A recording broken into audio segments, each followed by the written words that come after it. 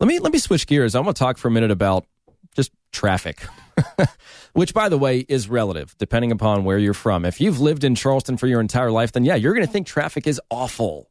I have plenty of folks that we work with in the Tri-County area that wouldn't get caught dead driving to Mount Pleasant from West Ashley or other areas of the Tri-County, which is a little bit comical to me, but it is what it is. You know, everybody has their own opinion of what traffic is. I'm from Northern Virginia, very close to Washington, D.C. That's some traffic. My sister drives 2 hours to and then 2 hours from work every day. And that's the norm for a lot of people. But anyways, when people are considering buying a house, obviously commute time to work is a major factor in deciding which areas and neighborhoods to shop for homes within. So you wrote a great article middle of January 16th, I believe, about the almost $3 billion that the Charleston metro area is going to have to spend on roadway improvements and infrastructure to account for all of this growth. And so give us a little bit of a summary on that article. Sure, absolutely. And this isn't one of these things where it's an estimate of what we need to spend. These are projects that are already happening. They're planned to happen just in the next couple of years. And it's everything from reworking the I-26, I-526 interchange to widening Highway 41 in Mount Pleasant, to widening 176 out near Cane Bay, Maybank Highway, Savannah Highway. I mean, if you look at the map, you might have seen it because it was published with the article. Almost all the major roads in our area are due for some sort of widening. And it's all about playing catch up, and all these road projects are going to make things worse before they make them better.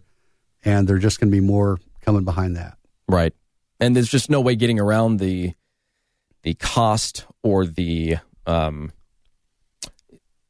of time or the inconvenience that is going to be caused by fixing this issue retroactively. I mean, there's nothing we can do about that. We're going to live in an area with a lot of orange cones for the next several years, but it's necessary. You know, I've got folks that work in my office in Mount Pleasant that commute from West Ashley. It takes them an hour and a half to get to my office, and that's pretty crazy when during non-peak traffic times I can get there in 20 minutes. Yeah, I want to be in the orange cone business. That's the place to be now. I think what I hear from people, surprisingly little about the cost, which is staggering. I mean, extending I-526 across Johns Island, that's coming in well over $100 million a mile.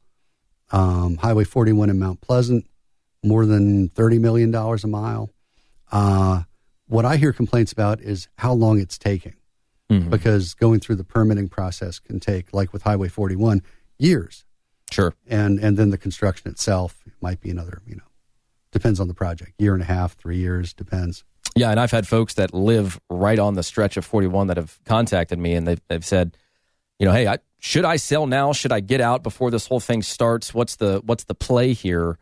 And where can I go to get information on what's going to happen and when it's going to happen? I said, it's not out there yet. I mean, it's in the works, but if you're looking for specifics, they're going to be pretty hard to find. And as somebody that obviously researches everything before publishing articles, is that the case? You think there's just a lot of gaps that still need to be filled about what the plan is moving forward?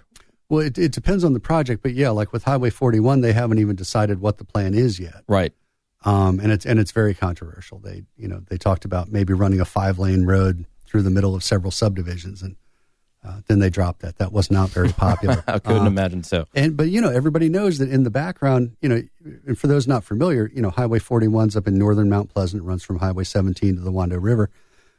Not tens, but thousands and thousands of homes have been built on both sides of this 2-lane road. And they're talking about widening that. Immediately across the Wando River, they're going to build 9,000 homes at Canehoy Plantation. Mm-hmm. So it's all very related.